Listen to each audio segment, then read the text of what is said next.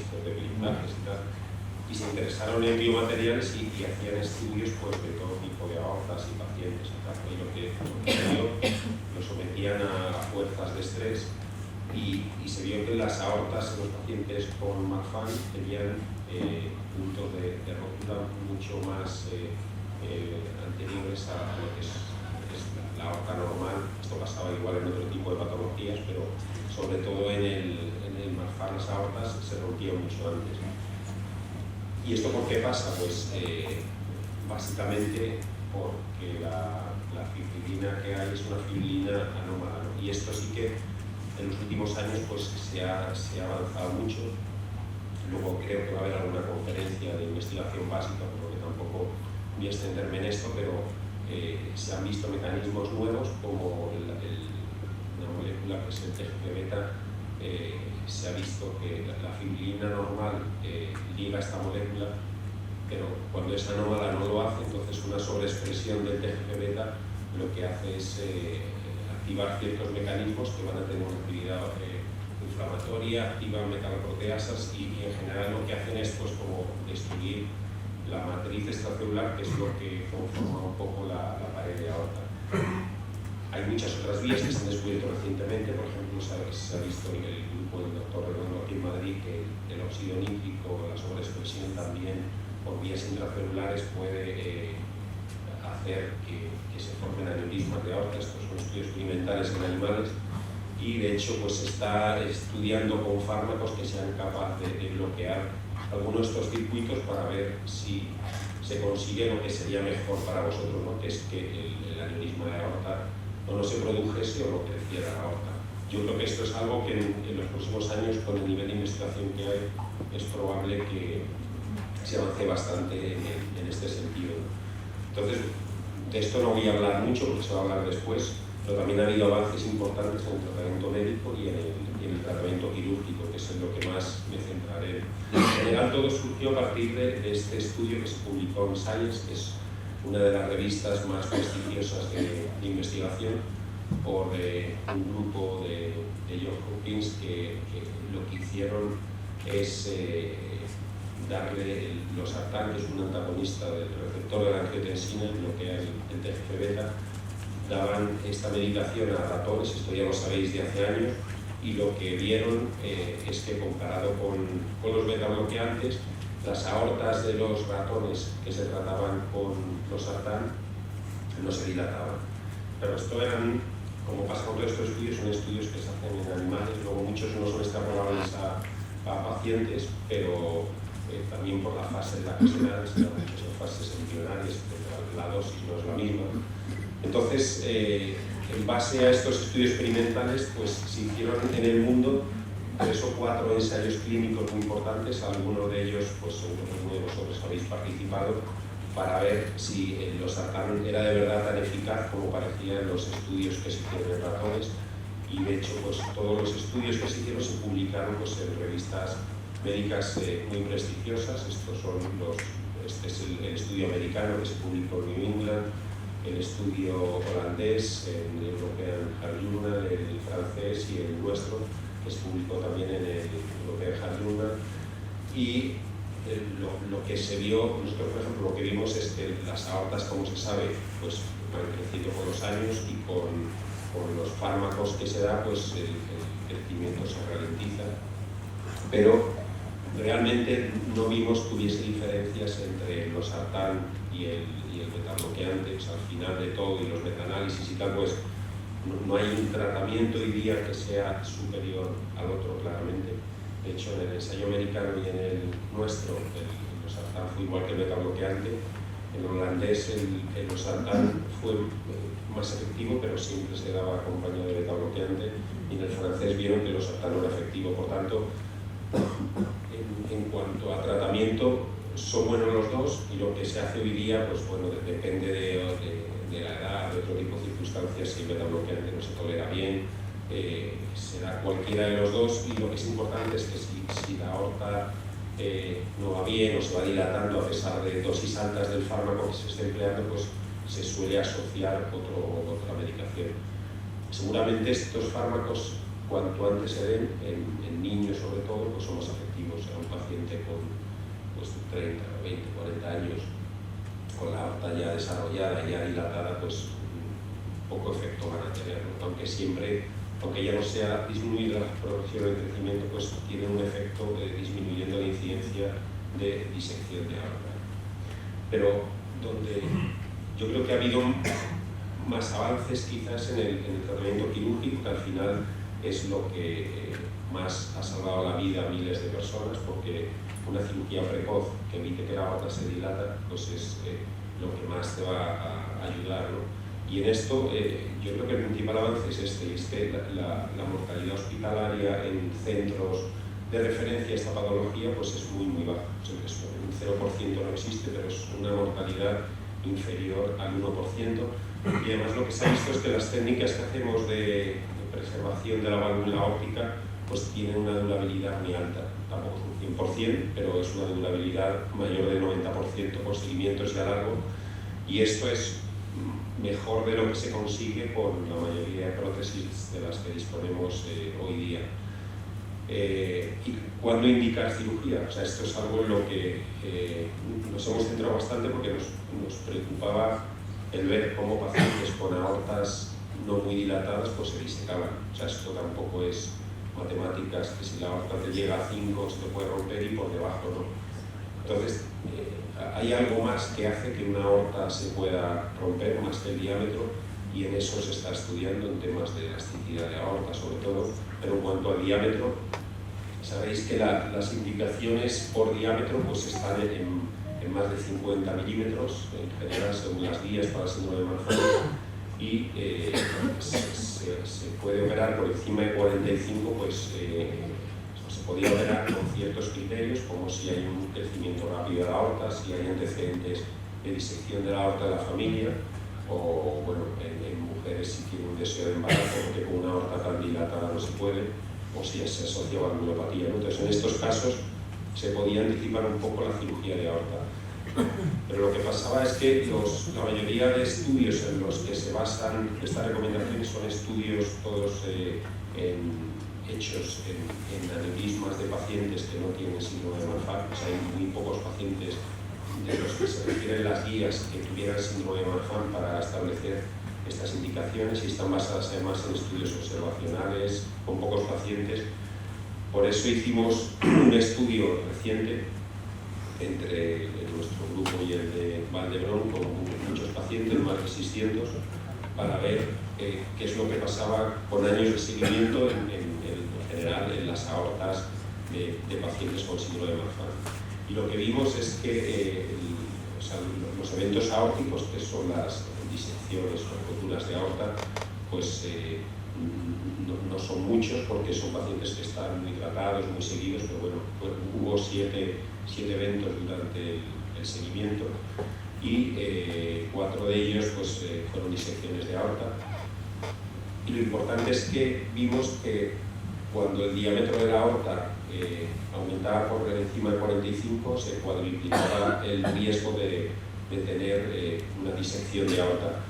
Esto es importante porque las guías clínicas y el estudio previo, sobre todo, que veis la gráfica aquí a la derecha, este de aquí abajo es el estudio de Yondó, que es un francés que ha publicado el otro estudio grande de seguimiento de pacientes y valoración de eventos aórticos, con un número parecido de pacientes que el nuestro, y ellos vieron que el riesgo se cuadruplicaba con diámetros por encima de 50, nosotros lo vimos por encima de 45. Entonces, de cara a las indicaciones, pues lo que hay que poner en una balanza es la mortalidad quirúrgica que tenga el grupo en concreto con el riesgo de eventos aórticos que haya, porque o sea, sabiendo el riesgo anual, que es un 0,5%, y sobre todo el riesgo que hay si la aorta tiene más de 45, que sube al 1,9%, frente a una cirugía electiva que es menor del 1%, pues eso inclina la balanza bastante a favor de una cirugía, pero obviamente siempre en centros en los que la mortalidad sea bajísima. O sea, si no te compensa operar. Si tú tienes una mortalidad de un 3%, pues no debes operar, porque la mortalidad que tienes tú es un 1%.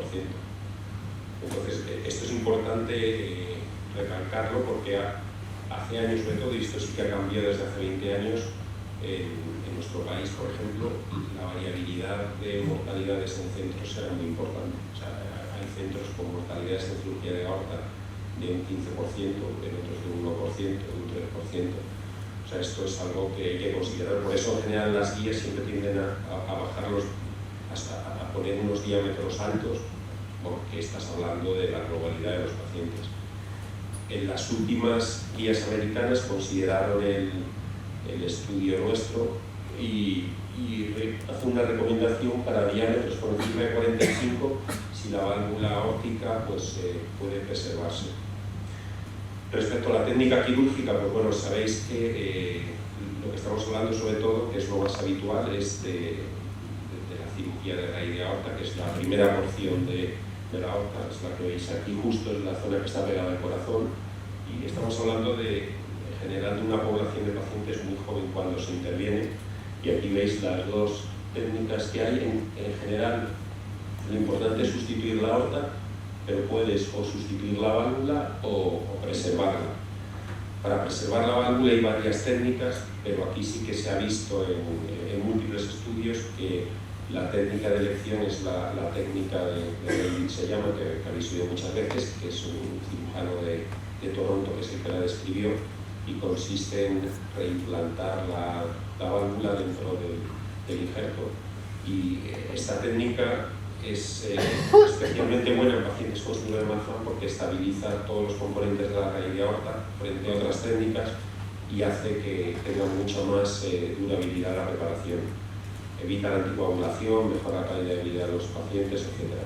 Lo que hacemos es dejar los velos de la válvula. ¿Y por qué lo dejamos a pesar de ser una enfermedad de colágeno? Porque se ha visto que los velos son normales y que además con el tiempo no degeneran.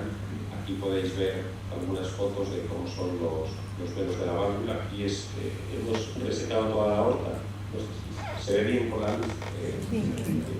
Pues aquí está toda la aorta resecada. Esto que veis aquí arriba son las coronas. Esto es una coronaria, aquí hay otra. Y esto que estamos sujetando con la pinza es el velo. O sea, son finos, flexibles. Esto es un velo totalmente normal. Aquí veis varios ejemplos. Entonces, la cirugía previa que se hacía era resecar estas válvulas y cambiarlas por prótesis mecánicas, que eso te obliga además a estar tomando sintrón de por vida. Y bueno, os voy a poner un vídeo corto de un caso que intervinimos ya hace años. Este es un paciente con un síndrome de Loeys-Dietz, que como sabéis es una forma más agresiva que el Marfan. Aquí veis el corazón. En este caso era un paciente joven que tenía además dos hermanos que habían fallecido muy jóvenes. Esto en el Marfan es muy raro, disecciones en gente tan joven, pero en el Loeys-Dietz sí que pasa. Aquí veis, hemos quitado el aneurisma, estamos explorando la aorta y lo que se hace es resecar toda la zona de aorta que está dilatada. Aquí veis cómo se está cortando el tejido y lo que dejamos son los velos. Aquí veis que son velos que coaptan muy bien, son muy finitos, son velos totalmente normales. La técnica, lo que consiste es, por eso se llama también reimplante valvular, porque lo que hacemos es reimplantar lo que es el remanente pared de aorta y los velos dentro de un conducto de Dacron, que es esto que veis. Esto es un conducto artificial, pero esto sí que dura toda la vida. Luego, con los años, con el tiempo por dentro, se endoteliza y no necesita tratamiento anticoagulante ni nada para evitar que se formen trombos. Lo que hacemos es pasar las suturas que hemos dado en la raíz de aorta por el graft y anulamos, y nos va a quedar, como veis, lo que es la válvula o la pared de aorta reimplantada dentro del conducto. O sea, es una técnica que es más complicada que la otra, que se llama técnica de venta, pero bueno, con experiencia los resultados son muy buenos. Aquí estamos comprobando que los velos cierran bien. Uno de los problemas de esta técnica es que tú mantienes la válvula y es importante que la válvula funcione bien, porque si no te puede obligar a una reoperación precoz. Y aquí ahora lo que estáis viendo es el reimplante de los botones coronarios. y luego ya estamos suturando pues, el resto de la aorta. Hacemos una modificación, que es la modificación de Stanford, se llama, que ponemos como un doble tubo para asemejar más lo que es la forma natural de la anatomía de la raíz de aorta. Aquí, una vez hecho el reimplante, lo que probamos es que funcione bien la válvula, y para eso infundimos sangre a presión y veis cómo el corazón está vacío. Si la válvula no funcionase bien en esta fase, veríamos que el corazón se dilata y tendríamos que hacer algo sobre la válvula. Aquí estamos volviendo a comprobar que los velos cierran bien y tienen una geometría normal. Bueno, este caso fue un poco más complejo porque al tener la disección en el arco tuvimos que reemplazar pues, todos los troncos supraórticos, las carótidas, los subclavios. Bueno, veis el resultado final. Desde la serie inicial que publicamos ya hace bastantes años con 37 pacientes, pues hemos hecho más de 800 cirugías de raíz de aorta y aneurismas. Esto no solo es en Marfan, es en general. Más de 700 con preservación de la válvula aórtica y en Marfan 165 pacientes. En pacientes con síndrome de Marfan la mortalidad ha sido un 0%, más de 200 pacientes. Esto incluye pues, cirugía de David, argumenta, cirugía mitral, etc. Y bueno, publicaciones pues hay bastantes al respecto. Pues, hemos tratado de comparar en nuestra serie, por ejemplo, si había diferencias entre los pacientes que operábamos con Marfan con otras patologías. Bueno, aquí la mortalidad pues, es muy baja.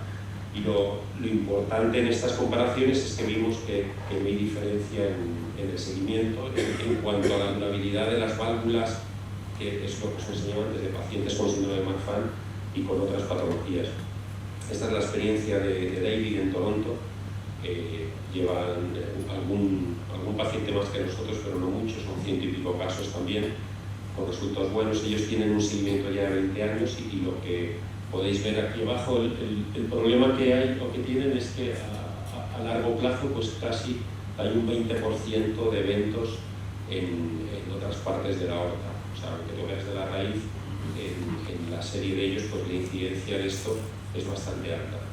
Esta es nuestra serie, que la hemos publicado hace muy poquito. Esta es pues, la segunda serie más grande del mundo en cirugía de raíz de aorta en pacientes con síndrome de Marfan. Son 157 pacientes con una media edad de 35 años, son todos pacientes jóvenes. En todos se hizo la técnica de David y la mortalidad fue de 0%. Asociamos otras técnicas en alguno, como es el reemplazo de arco, cirugía mitral, etc. Y observamos varias cosas importantes. La primera es que en el seguimiento, y esto es muy bueno, la supervivencia de estos pacientes fue la misma que la que le correspondería por edad y sexo con respecto a la población general. O sea, no hay disminución en la supervivencia. Y luego, en el seguimiento, la incidencia de insuficiencia aórtica. Bueno, no hubo diferencia tampoco en los pacientes con Marfan o síndrome de Loeys-Dietz en cuanto a supervivencia. Y vimos además que con los años la durabilidad de las válvulas es muy buena, pues por encima del 85-90%, así como la necesidad de reoperación, que es muy baja, y la incidencia de disecciones también es bastante aceptable. De hecho, son resultados mejores que los de la serie de Toronto, que son más altos. Esto posiblemente es porque en Toronto realmente no hay unidad de Marfan. Son pacientes que se refieren de muchos sitios de Canadá, de Estados Unidos o incluso a pacientes de otros países. Son pacientes que tampoco se siguen, entonces hay muchos pacientes que se operan y luego no se controlan y es más alta la incidencia de problemas en la aorta distal. Y esto es un resumen de las principales series del mundo de cirugía de pacientes con síndrome de Marfan, que como veis, pues los resultados, es lo que os comentaba antes, siempre hay que buscar un centro en los que la mortalidad pues sea por debajo del 1%, que es la que tienen los centros más expertos en este tipo de técnica. Entonces, este es el principal problema del síndrome de Marfan, que es los aneurismas de raíz de aorta, porque es el 70% de lo que ocasiona la disección y la muerte si no te tratas. Pero O sea, realmente la cirugía que más nos preocupa es esta, que es la cirugía compleja de arco, torácica, toracoabdominales. Esto es otro tipo de casos, que estos sí que es todavía aún más importante centralizarlo en pocos hospitales, porque estas cirugías pues, son muy complejas y ya hablas de otras mortalidades y complicaciones que en el síndrome de Marfan. Aquí lo que veis en la foto es una disección crónica de aorta, es un escáner, y aquí se ve en blanco, cuando se diseca una aorta es como si se rompiera por dentro en varias capas. La sangre va por todas, pero sobre todo lo que hace que se perfundan todos los órganos es la sangre que va por este hilo que veis blanco, que es lo que nos ocupa. El resto de sangre es como si estuviese remansada aquí y no contribuye a perfundir los órganos, ¿no? Entonces, muchas veces, sobre todo cuando el diámetro es importante y la luz verdadera, que es la que lleva sangre al resto del cuerpo, es muy finita, pues tienes que operar, es la única opción que hay. Y hay otro caso de un paciente que le pusimos una endoprótesis desde arriba en la luz verdadera. Nosotros hemos intervenido casi 40 pacientes con aneurismas toracoabdominales complejos. Ha habido un fallecimiento, 2 casos con paraplegia y 1 con paraparesia que luego se recuperó. Y esto es un reto, pues, porque es una cirugía que tienes que reimplantar pues, prácticamente todas las arterias del cuerpo. Y la clave es hacer una protección muy completa pues, de todos los órganos, ¿no? Sobre todo pues, de los riñones, vísceras y la médula espinal es muy importante, porque una de las complicaciones que más nos preocupa es la paraplegia, aunque no sea muy alta la incidencia, pero es una incidencia que existe. Y lo que se hace básicamente aquí es, mientras operas, pues poner sistemas de perfusión especial para perfundir todas las arterias del cuerpo, sobre todo las que van a todas las vísceras abdominales y las que perfunden la médula espinal, ¿no? Este, por ejemplo, es un ejemplo. Esta es una señora que operamos de un David, que fue muy bien, no tuvo problema, pero al 8º mes pues, tuvo un dolor súbito y hizo una disección aórtica tipo E. Aquí veis en el escáner pues, se puede ver esta línea blanca, es la disección de aorta, y en este caso pues, lo que se hace es una cirugía pues, totalmente distinta a la que habéis visto antes. Esta técnica es más compleja. Lo que veis aquí es la arteria subclavia, que es por donde perfundes para hacer una protección cerebral, y ahí estamos abriendo casi el arco aórtico, porque a través de aquí lo que se va a poner, que es, ahora os comentaré, que es en general esta técnica la hacemos bastante, aunque sean pacientes con síndrome de Marfan, es poner una especie de endoprótesis que va unida a un graf normal, que es este que veis aquí. O sea, nos quedaría la endoprótesis metida en la aorta torácica, pero es una endoprótesis que tiene muy poca fuerza, entonces no daña la pared de la aorta. El síndrome de Marfan es el problema de las endoprótesis normales. Entonces, una vez reemplazada la aorta torácica con esta endoprótesis, luego ya pues, hacemos el reemplazo de todo el resto de la aorta y del arco aórtico. Aquí veis cómo es esta prótesis. Tiene una parte que nos queda metida en la aorta torácica y luego con el resto del graf reemplazamos la raíz de aorta.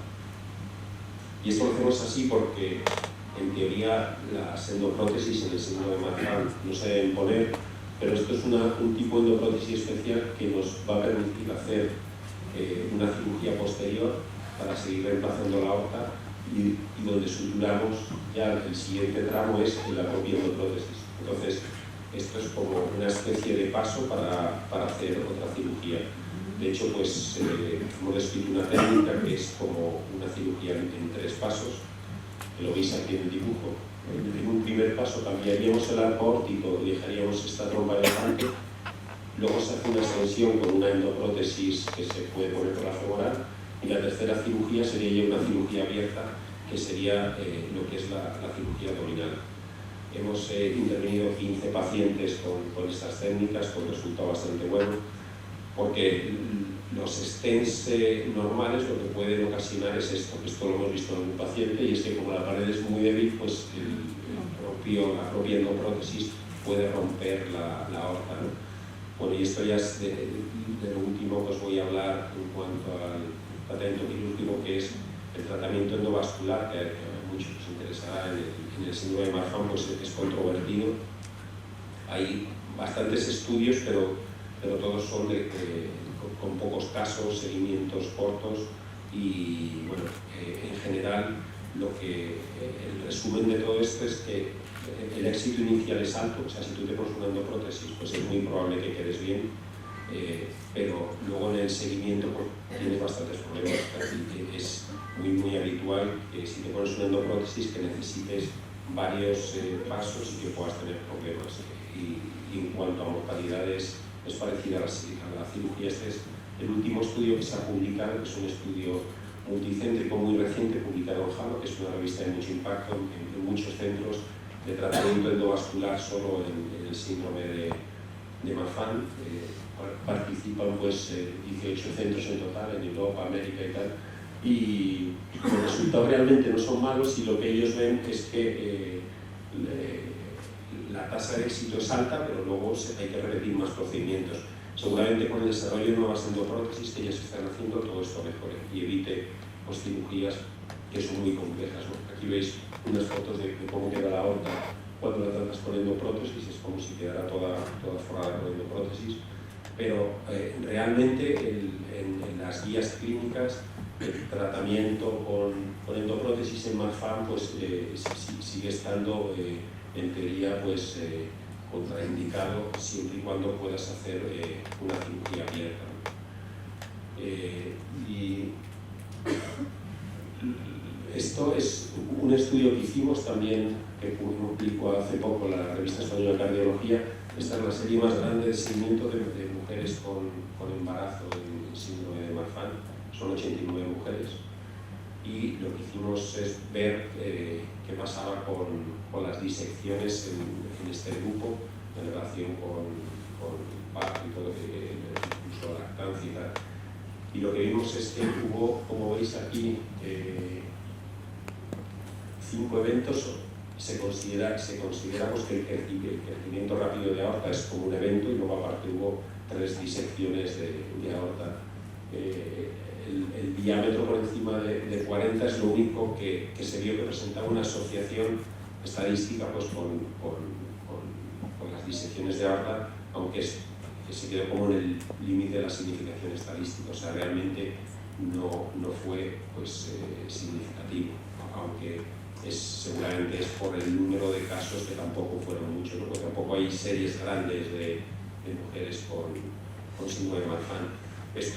Todos estos estudios hoy día están cambiando, porque además en España estamos metidos en una red que se llama REPAC, y bueno, por mi parte nada más, muchas gracias. El evento que ha pasado, siento que te haya impactado las imágenes, pero bueno. Y lo único que sí que os pido 5 minutos más, porque la doctora Ríos, porque es la que va a ser responsable de este estudio que os he comentado, pues os va a contar un poco en qué consiste, pues porque lo sepáis y porque habrá alguno de vosotros que seguramente participéis. Muchas gracias.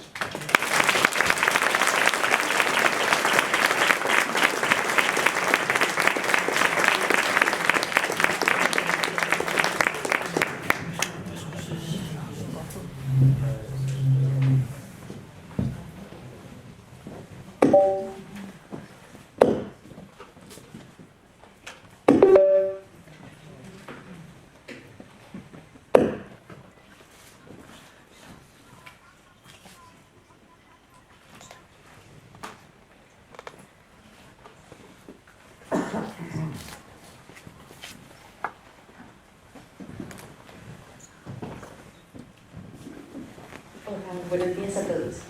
Pues desde la unidad de Marfan del Hospital Puerta de Hierro, que como sabéis está liderada por el Dr. Forteza, hemos tenido una constante preocupación por buscar los últimos avances a nivel científico respecto al diagnóstico y tratamiento del síndrome de Marfan.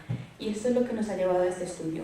Con esto buscamos un análisis de las variantes genotípicas y la expresión de biomarcadores séricos como factores en el crecimiento de la aorta y la aparición de eventos aórticos en pacientes con síndrome de Marfan.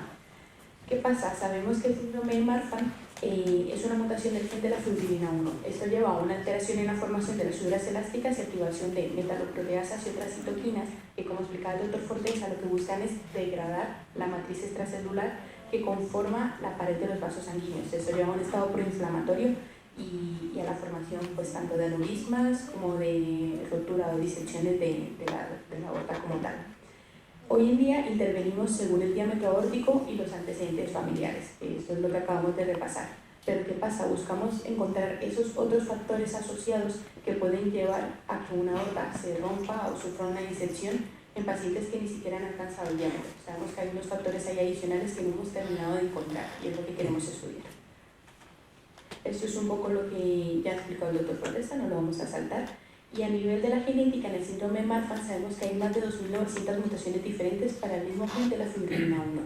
¿Qué pasa? Lo estamos dividiendo hoy en día en dos grandes grupos. Por un lado tenemos el grupo de los dominantes negativos, que es cuando se produce una proteína dominante estable como resultado de la interacción de la fibrina 1 mutada con la no mutada. Y esto genera una matriz extracelular desorganizada, pero la genera. Por otro lado tenemos el grupo de la haploinsuficiencia, que se produce una cantidad reducida de fibrina 1 no mutada derivada únicamente del alelo no mutado. Entonces, ¿qué pasa con esta matriz? Es una matriz mucho más escasa porque no tengo suficiente para rellenarla y en el otro caso sí que la tengo, aunque sea desorganizada, pero existe. En los últimos estudios que han salido al respecto, no hay una clara asociación o correlación del genotipo con la severidad del síndrome de Marfan o con la aparición de eventos como dilataciones de la aorta. Creemos sobre todo que es por el número de pacientes, porque al final son muy pocos pacientes los que se han podido incluir en el estudio. Pero sí se ha visto que tiende a estar mucho más asociada a la severidad de la dilatación de la aorta y del número de eventos de rotura aórtica en pacientes que tienen haploinsuficiencia. Por otro lado tenemos pues, las metaloproteasas, que como sabemos son unas enzimas encargadas de degradar la parte de la pared de la aorta y que está estrechamente relacionada pues, con la aparición de la alteración a nivel de la aorta. Principalmente queremos resaltar la función de tres metaloproteasas. La metaloproteasa tipo 1, que está principalmente asociada con la dilatación en la aorta abdominal, la tipo 2 y la tipo 9, sobre todo con la aorta torácica y también un poco con la abdominal. ¿Qué buscamos? Buscamos una asociación entre los pacientes con el genotipo haploinsuficiente para la mutación de la fibrina 1 con una mayor expresión de estas metaloproteasas, que finalmente va a derivar en una relación con el número superior de aneurismas de aorta, eventos aórticos en toda la población de los pacientes con síndrome de Marfan. Estos son un poco los objetivos, mirar esa relación y esa asociación entre estos biomarcadores. ¿Y por qué proponemos esto? Por lo que ya comentamos, porque queremos buscar otros biomarcadores que nos permitan tomar decisiones mucho más acertadas en momentos bastante precoces para ofrecerles pues, una mayor tasa de supervivencia, una cirugía temprana o una cirugía que en términos generales vaya todo bien. Este es el diseño del estudio. Vamos a mirar a nivel retrospectivo cuáles son los pacientes que han tenido mayor expresión de metaloproteasas y que han tenido mayor crecimiento de la aorta, y con esto buscamos revisar durante 2 años los 457 pacientes que tenemos ahora mismo en seguimiento en nuestra unidad, así como 50 individuos adicionales que van a ser controles sanos para poder comparar los datos. Estos son los criterios de inclusión, que básicamente consisten en tener diagnóstico de síndrome de Marfan con los criterios de Gante y ser pacientes mayores de 16 años. Aquí a nivel general lo que vamos a hacer es explicarles el estudio nuevamente en la consulta cuando les veamos, firmar un consentimiento informado si desean participar en el estudio, y la idea es extraer 3 muestras de sangre nada más. Se va a separar un enfermero para sacar esas muestras de sangre si desean participar. La primera muestra se va a extraer el día de la inclusión en el estudio, la siguiente al año, que va a ser lo mismo cuando acudan a la consulta anual por la que van siempre a nuestra unidad, y la siguiente va a ser a los 6 meses. Con esto buscamos comparar si ese nivel de metaloproteasas permanece estable y vamos a comparar con todos los test genéticos que vamos a ir recopilando para ver si realmente hay una asociación y si tenemos una forma de predecir, aparte del diámetro de la aorta, de que vaya a suceder cualquier evento de tipo aórtico. Esto en términos generales. Por otro lado, pues vamos a tener en cuenta todas las variables ecocardiográficas, como lo venimos siguiendo en nuestra unidad, los TACs de aorta que se van a seguir realizando de la manera que tenemos prevista, y poco más. Esto es el cronograma de tareas. Lo único adicional, aparte del seguimiento que ya estamos haciendo en nuestra unidad, es las muestras sanguíneas que vamos a intentar sacar en el momento de la inclusión en el estudio, al año y a los 6 meses. Y pues con eso lo que buscamos es tener más información y ofrecerle siempre el mejor diagnóstico y el mejor momento para tratar cada una de esas aortas. Muchas gracias.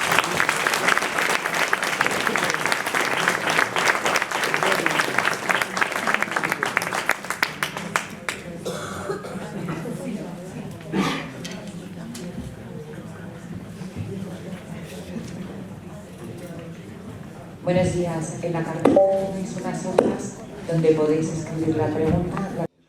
De hecho, la ablación más efectiva es la que haces quirúrgica. Normalmente no se hace si solo te hacen ablación, porque se puede hacer endovascular, pero muchas veces si tienes que hacer una cirugía, un paciente que tiene lesión auricular, pues puedes hacer a la vez la ablación.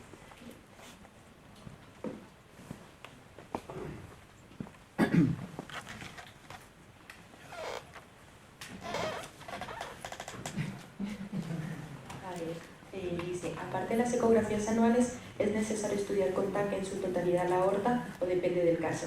Normalmente en nuestros seguimientos, si no vemos un crecimiento de la aorta que pueda indicar la cirugía por diferentes factores de riesgo, solemos hacer el TAC cada 3 o 4 años. Obviamente individualizamos el caso.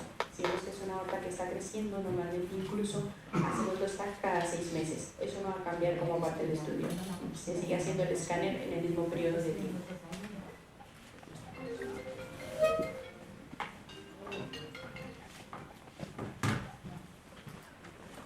A ver, esta es más complicada.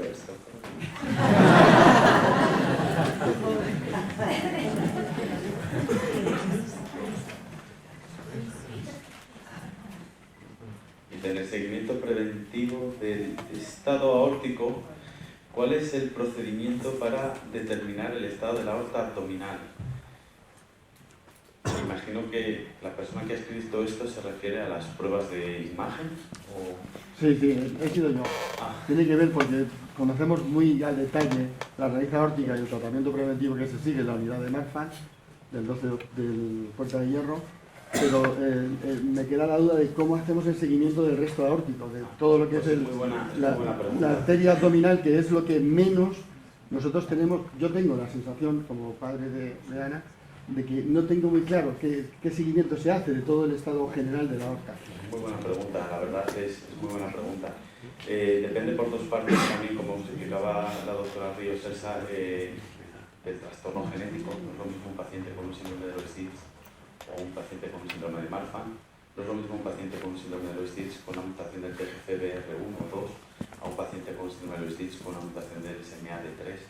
No es lo mismo un paciente insuficiente, no es lo mismo. Entonces, muchas veces se individualiza. Está claro que después de una cirugía de la raíz de aorta, y eso nos lo explica muy bien el grupo de Toronto, hay que siempre tener un ojo aviso a esa disección tipo B residual después de haber reemplazado los segmentos más ascendentes. Yo mi recomendación, y creo que es la que hacemos aquí todo el grupo, son los escáneres TAC o resonancias si el paciente es joven, cada 3 a 5 años, dependiendo del riesgo o dependiendo de los diámetros que haya tenido esa aorta. En cuanto a la velocidad de crecimiento, muchas veces, que es lo que preocupa a las familias en el momento de venir a la consulta, cuando se realizan diferentes ecografías, diferentes pruebas de imagen, siempre hay una variabilidad interobservacional y una variabilidad entre cada prueba de imagen que se puede establecer entre 1 milímetro o 2 milímetros según las mediciones. En cuanto a tu pregunta, el seguimiento es claramente ese, cada 3-5 años. Una de las cosas que no se mencionan aquí, pero que últimamente estamos haciendo mucha incidencia en el grupo y en la consulta, es siempre tener alguna prueba también de imagen craneal, que muchos centros que no son o que no tienen la experiencia que por ejemplo tenemos nosotros, no tienen, y es fundamental cazar algún tipo de aneurisma o tortuosidad arterial de troncos supraórticos o de arterias cerebrales intracraneales que puedan dar problemas luego a largo plazo. En cuanto a la aorta abdominal, ese sería el procedimiento a seguir. Cada 3-5 años de una prueba de imagen en la que se pueda determinar la evolución de ese segmento. Tampoco está muy claro que hacer una cirugía de pueda predisponer a tener en seguimiento una disección tipo B. De hecho, hay muchos grupos que están pensando si la reconstrucción de los senos de Valsalva, que es la técnica que hacemos nosotros, que es el Davis modificado, el tipo 5, modificación de Stanford, tenga algún efecto hemodinámico a la hora de luego tener más o menos eventos de disección tipo B en la aorta residual. Entonces, eso es un área gris. Sí que es verdad que nuestra serie, la disección tipo B en los pacientes Marfan, y si lo tenéis ahí el artículo y participamos todos nosotros en la recolección de esos datos, no hay tanta disección tipo B después del procedimiento como muestran los grupos que tienen que hacen la técnica tipo 1, sino los pacientes de Valsalva, y tendremos que esperar a tener más pacientes y más seguimiento para ver si esas diferencias que se encuentran son significativas. Se refiere a una aorta normal, totalmente. O sea, si la aorta está dilatada, no la sigues a 3 años. O sea, una aorta dilatada tienes que seguir, lo normal es anual. Si es un seguimiento muy largo, pues hombre, ahí a la resonancia o TAC, depende mucho del centro que tenga la resonancia, es mejor porque no irradia. Hoy día los TAC de última generación irradian muy poco también, pero bueno, son un seguimiento muy largo anual, es mejor con eso.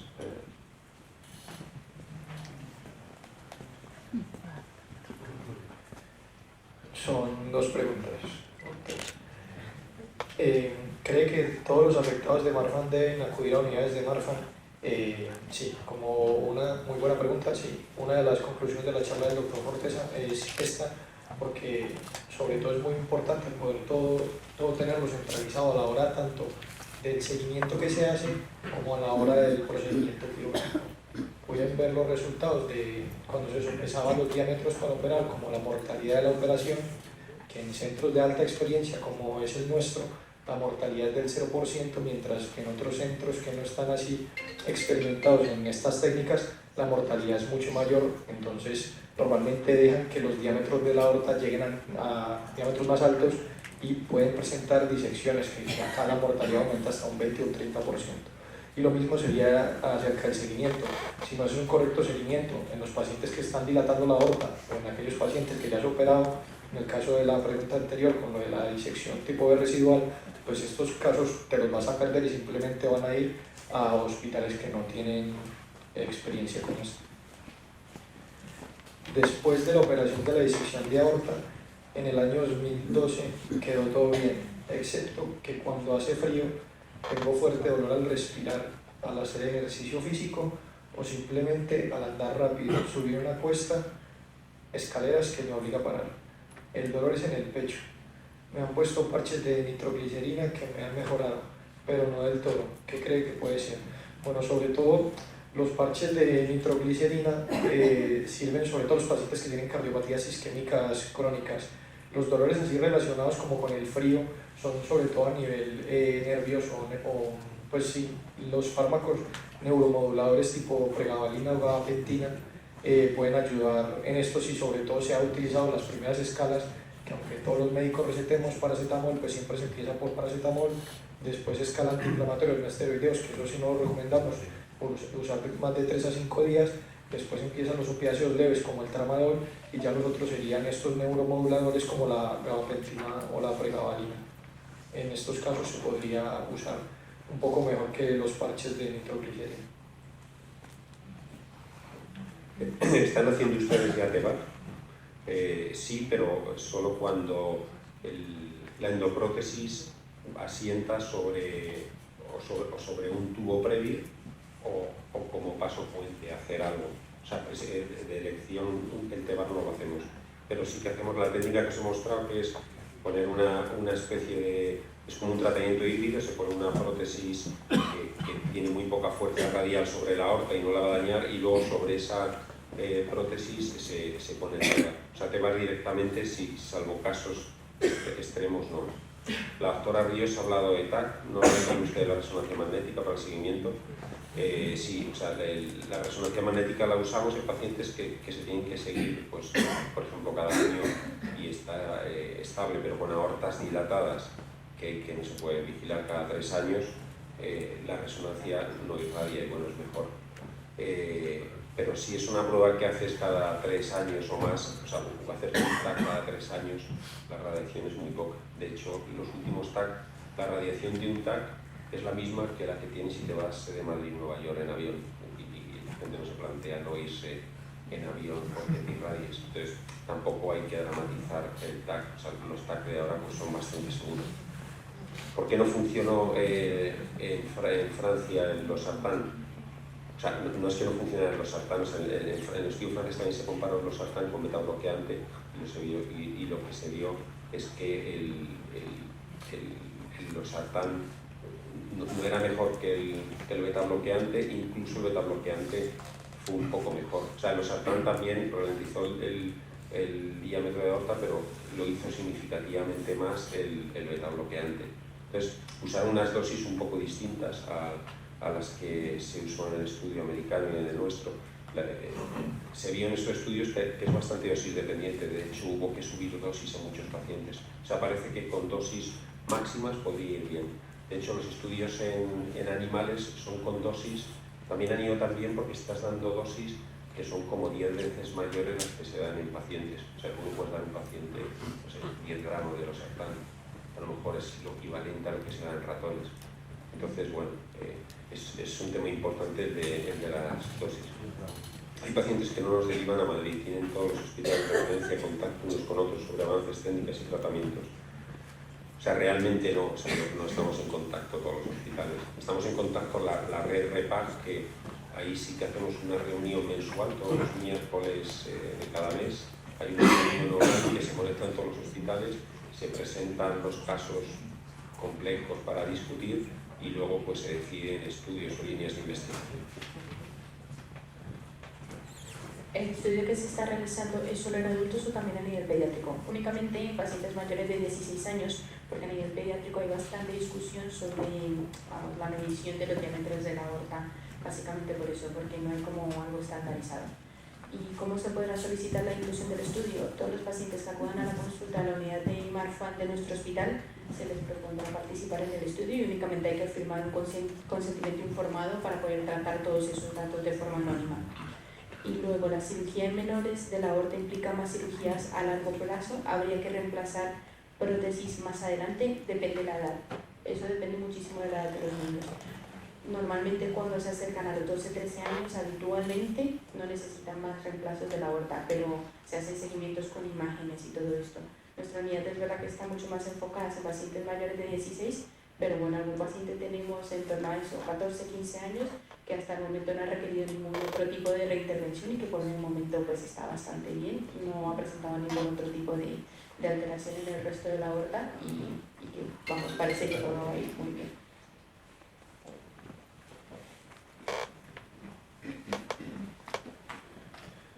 Hay casos, o se aconseja una vez estás operada de aneurisma poder quedarte embarazada. ¿Es aconsejable?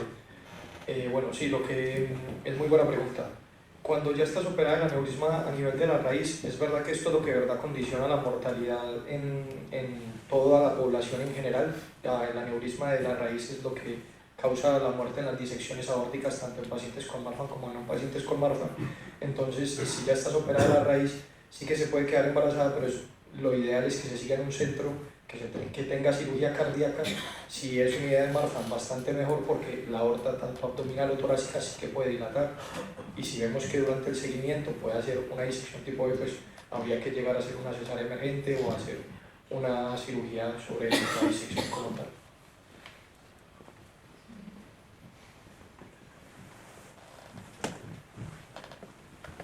La pregunta dice, en un slide pone que la mortalidad quirúrgica es de menos del 1% y la durabilidad menor del 90%, no, mayor del 90%.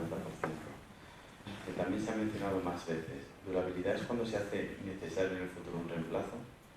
Sí, durabilidad tiene, imagino que te refieres a la cirugía David.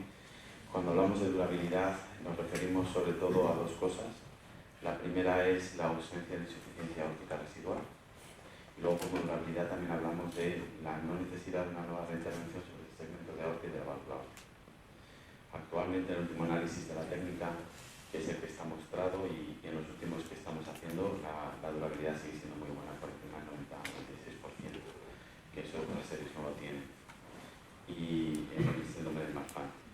Y eso en cuanto a funcionalidad. Y en cuanto a la insuficiencia residual, habrá que volver a hacer un análisis en el futuro, pero muchas veces cuando no ha aparecido esa insuficiencia en el seguimiento, por lo que estamos viendo ahora, aunque no tenemos los datos analizados, es muy difícil que se vayan a producir esas insuficiencias más adelante.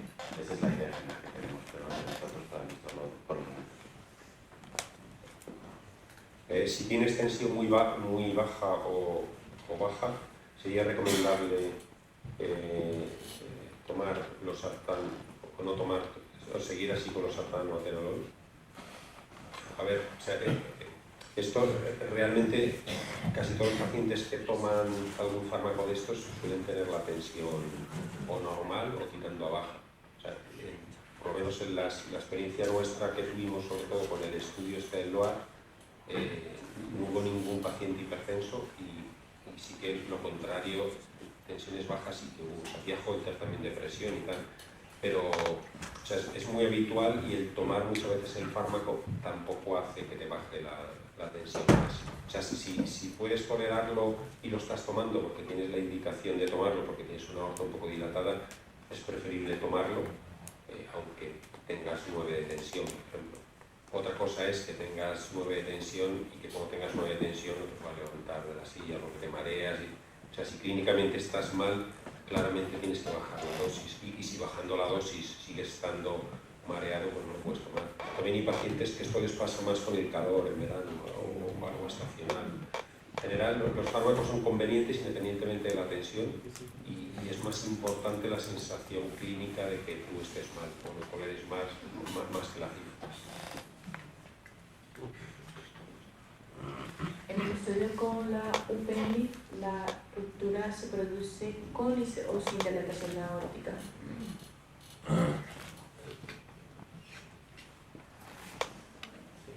¿Quién ha hecho? ¿Qué es la UPM? No sé quién ha hecho esta pregunta. Una diapositiva que ha presentado al principio, que hicieron un estudio con un grupo de la Universidad Politécnica de Madrid, creo, indicaba que había más probabilidad de ruptura, no sé si era en pacientes o el tipo de aorta que tenemos los pacientes de Marfan. La pregunta era si esa ruptura se daba si había dilatación o también si no existe dilatación. Sí, bueno, sí, en el estudio les dimos fragmentos de, o sea, cuando tú reemplazas la raíz de aorta, claro, todos son aortas que se han operado, porque si no, no podía ser. Entonces, le dábamos un fragmento, lo que es de la raíz, que es la zona dilatada, y luego otro de la aorta sana. O sea, sana dentro de que es una aorta patológica, que es la parte de la aorta ascendente no dilatada.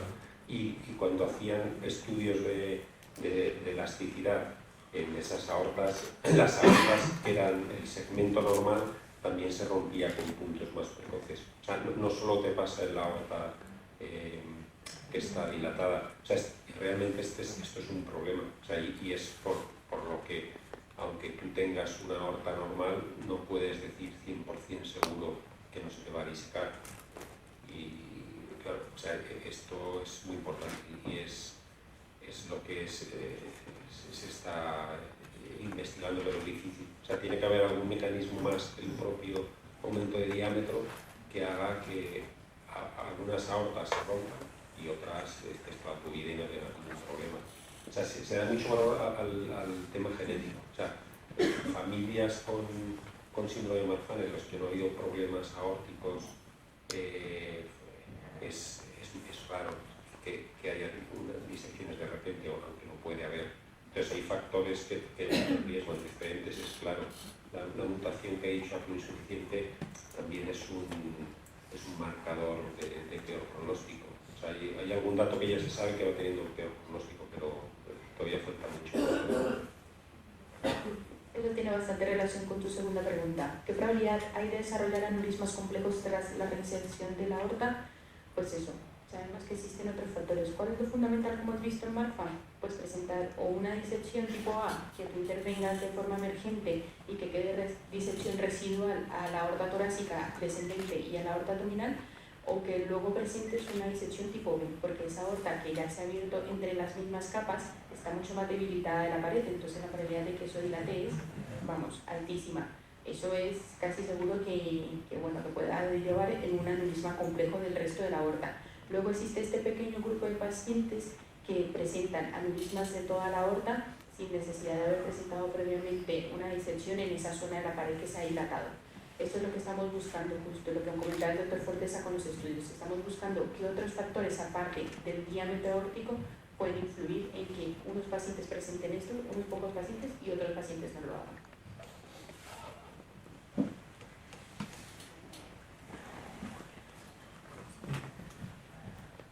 Complicación tras técnica de David con éxito 8 meses post cirugía. ¿A qué se debe? ¿Es frecuente? Únicamente depende del tipo de paciente. Respecto a complicación, dice la disección aórtica. Vale. ¿A qué se debe la complicación de la disección aórtica tras la técnica de David? Pues una de las cosas que mencionaba el doctor Martínez es en cuanto al estudio que se realizó en los pacientes que se hacía la técnica de David tipo 1, que es solo un tubo de Dacron, decía que la hemodinámica que daba la sangre después de golpear contra el tubo al salir del ventrículo, en el tramo de la aorta torácica descendente salía con mucha más fuerza y entonces eso favorecía la dilatación. Entonces por eso nosotros creemos que haciendo la técnica de David tipo 5, que tiene los dos tubos, que semejan más una raíz normal, pues esto se puede disminuir. ¿Qué es lo que nosotros vamos a estudiar a partir de febrero, o sea, de este mes de este año? Vamos a empezar a hacer en algunos pacientes resonancias con una técnica que se llama 4D Flow. Inicialmente vamos a empezar en pacientes que tengan síndrome de Marfan con aortas normales, sin dilatación. Posteriormente, cuando veamos cómo es el comportamiento de los fluidos en estos pacientes, los haremos en pacientes que tengan aneurismas de raíz y ya después los haremos en pacientes que sean operados de técnica de David para comprobar que esta teoría que nosotros tenemos es cierta, aparte de que los resultados que ya hemos tenido. ¿Es frecuente? No es tan frecuente porque también depende de la dilatación que tenga la parte de la aorta torácica. En un estudio que también llevamos desde nuestro centro, en diámetros alrededor de 37-38 milímetros en la aorta torácica ascendente, se veía que el crecimiento en esta zona era mayor. Y únicamente depende del tipo de paciente, únicamente no. Hay varios factores, pero el tipo de paciente también está dentro de los factores que pueden afectar eso. Bueno, estas tres preguntas están repetidas, ya se han contestado. Entonces, pues, nada, no hay más preguntas. Daros las gracias y nada, saber que estamos abiertos a lo que necesitéis y a través de SIMO pues podéis contactar con nosotros. Muchas gracias.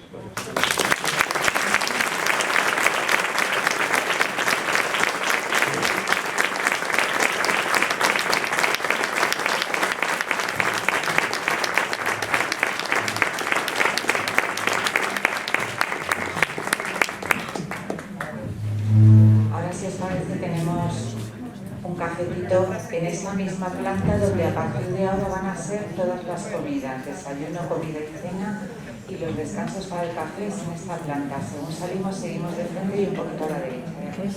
Y a las 11 o 12 volvemos, tenemos el café.